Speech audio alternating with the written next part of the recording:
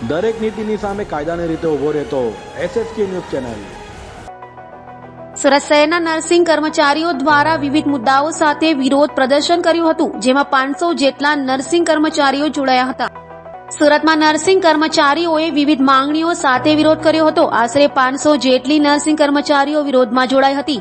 સુરત મહાનગરપાલિકા દ્વારા સંચાલિત મીમેર હોસ્પિટલ અને મસ્કતી હોસ્પિટલ તેમજ અન્ય આરોગ્ય કેન્દ્રોના તમામ નર્સિંગ કર્મચારીઓ વિરોધમાં જોડાયા હતા અને તાત્કાલિક સ્ટાફની ભરતી કરો, નર્સિંગ એલાઉન્સ ચાલુ કરવું, યુનિફોર્મ એલાઉન્સમાં વધારો કરવો, વોશિંગ એલાઉન્સ આપવા સહિતના મુદ્દે મનપા કમિશનર અને કોલેજના ડીનને આવેદનપત્ર અપાયું હતું।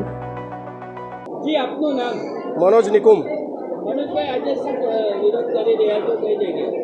અમારો મુખ્ય મુદ્દો એ છે કે નર્સિંગ સ્ટાફની વહેલીમાં વહેલી તકે ભરતી થવું જોઈએ।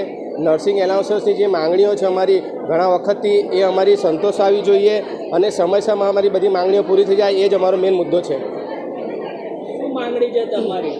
એક તો સ્ટાફ જે ઓછો સ્ટાફ છે અમારી પાસે, સ્ટાફની વહેલામાં તકે ભરતી થવી જોઈએ। તમને બધાને ખબર હશે કે કોરોના દરમિયાન પણ નર્સિંગ સ્ટાફ એક નિસ્વાર્થપણે દર્દીઓની કોરોનામાં સેવા કરેલી છે અને હાલમાં પણ સેવા કરી રહ્યો છે। એ એક સ્ટાફ 30-40 પેશન્ટ વચ્ચે કામ કરી રહ્યો છે। તેમ છતાં નર્સિંગ એલાઉન્સીસની માંગણી જે અમારી ઘણા વર્ષોથી છે, હજુ સુધી એ માંગણીઓ અમારી પૂરી થયેલ નથી, બરાબર છે। રાજ્ય સરકાર દ્વારા 3000 રૂપિયા નર્સિંગ એલાઉન્સીસ મળવામાં આવે છે, તેમજ અમને સુરત મહાનગરપાલિકાના કર્મચારી નર્સિસોને ફક્ત 500 રૂપિયા નર્સિંગ એલાઉન્સીસ મળે છે।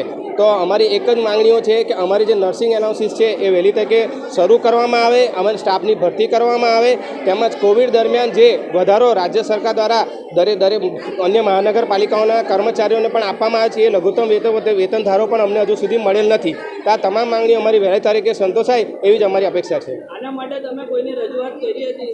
આના માટે અગાઉ અમે સુરત મહાનગરપાલિકાના કમિશનરશ્રીને પણ રજૂઆત કરેલી છે, તેમજ અમારા મેડિકલ સુપરિન્ટેન્ડન્ટ ડીનશ્રી તેમજ નીતિ નિયમ પ્રમાણે દરેકને અમે રજૂઆત કરેલ છે, પણ હજુ સુધી એનો કોઈ નિકાલ આવેલ નથી।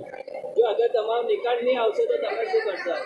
અમે જો અમારો નિકાલ નહીં આવે તો અમે આગળની જે રજૂઆતો છે તે અમે અમારા ઉપરી અધિકારી થ્રુ સુરત મહાનગરપાલિકા કમિશનરને કરીશું। અમે